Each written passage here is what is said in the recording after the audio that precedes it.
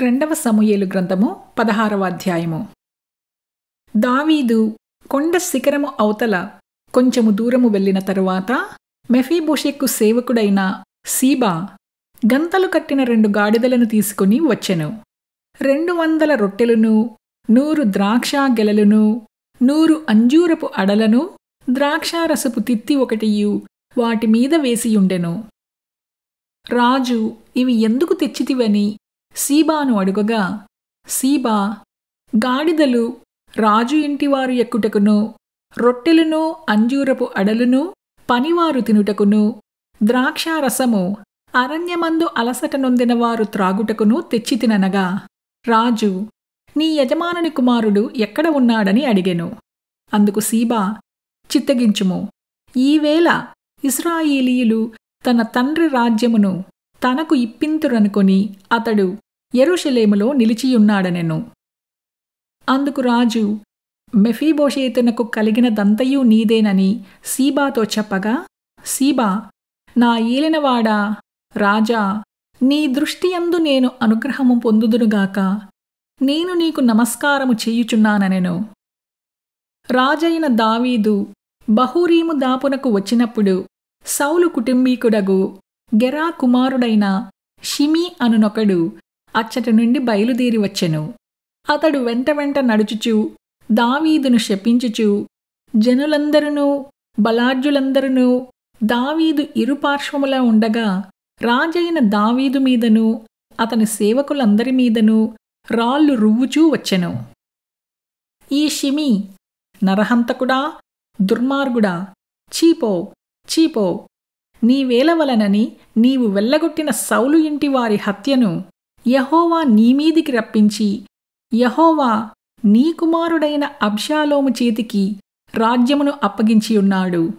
నీవు నరహంతకుడవు కనుకనే నీ మోసములో నీవు చిక్కుబడియున్నావని చెప్పి రాజును శపించగా, సెరూయా కుమారుడైన అబిషై, ఈ చచ్చిన కుక్క నా ఏలినవాడవును రాజువును అగు నిన్ను శపింపనేలా? నీ చిత్తమైతే నేను వానిని చేరబోయి వాని తల ఛేదించి వచ్చెదననెను.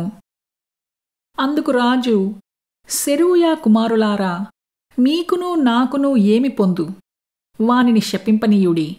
దావీదును శపింపమని యెహోవా వానికి సెలవీయగా నీవు ఈలాగున ఎందుకు చేయుచున్నావని ఆక్షేపణ చేయగలవాడెవడని చెప్పి అబిషైతోనూ తన సేవకులందరితోనూ పలికినదేమనగా, నా కడుపున పుట్టిన నా కుమారుడే నా ప్రాణము తీయజూచుచుండగా ఈ బెన్యామీనీయుడు ఈ ప్రకారము చెయ్యుట ఏమి ఆశ్చర్యము?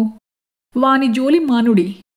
యెహోవా వానికి సెలవిచ్చియున్నాడు కనుక వానిని శపింపనీయుడి. యెహోవా నా శ్రమను లక్ష్యపెట్టునేమో, వాడు పలికిన శాపమునకు బదులుగా యెహోవా నాకు మేలు చేయునేమో. అంతట దావీదును అతనివారును మార్గమున వెళ్ళిపోయిరి. వారు వెళ్ళిపోవుచుండగా షిమీ అతనికెదురుగా కొండ ప్రక్కను పోవుచూ అతని మీదికి రాళ్ళు విసురుచూ ధూళి ఎగరగొట్టుచుండెను. రాజును అతనితో కూడానున్న జనులందరూ బడలిన వారై ఒకానొక చోటికి వచ్చి అలసట తీర్చుకొనిరి. అబ్షాలోమును ఇజ్రాయేలు వారందరూ అహితోఫెలును యెరూషలేమునకు వచ్చియుండిరి. దావీదుతో స్నేహముగానున్న అర్కీయుడైన హూషై అను అతడు అబ్షాలోమునొద్దకు వచ్చి అతని దర్శించి, రాజు చిరంజీవి యగునుగాక, రాజు చిరంజీవి యగునుగాక అని పలుకగా, అబ్షాలోము, నీ స్నేహితునికి నీవు చేయు ఉపకారమింతేనా? నీ స్నేహితునితో కూడా నీవు వెళ్ళకపోతివేమని అతని నడుగగా, హూషై, యెహోవాయును ఈ జనులును ఇజ్రాయేలీయులందరూ ఎవని కోరుకొందురో నేను అతని వాడనగుదును, అతని యొద్దనే ఉందును. మరియు నేనెవనికి సేవ చేయవలెను? అతని కుమారుని సన్నిధిని నేను సేవ చేయవలను కదా. నీ తండ్రి సన్నిధిని నేను సేవ చేసినట్లు నీ సన్నిధిని నేను సేవ చేయుదునని అబ్షాలోమునొద్ద మనవి చేసెను.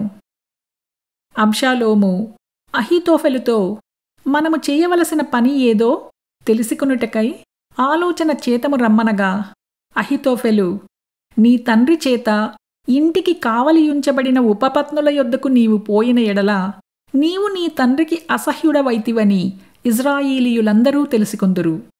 అప్పుడు నీ పక్షమున ఉన్న వారందరూ ధైర్యము తెచ్చుకొందురని చెప్పెను. కాబట్టి మేడమీద వారు అబ్షాలోమునకు గుడారము వేయగా ఇశ్రాయేలీయులకందరికీ తెలియనట్లుగా అతడు తన తండ్రి ఉపపత్నులను కూడెను. ఆ దినములలో అహీతోపెలు చెప్పిన ఏ ఆలోచన అయినను ఒకడు దేవుని యొద్ద విచారణ చేసి పొందిన ఆలోచన అయినట్టుగా ఉండెను.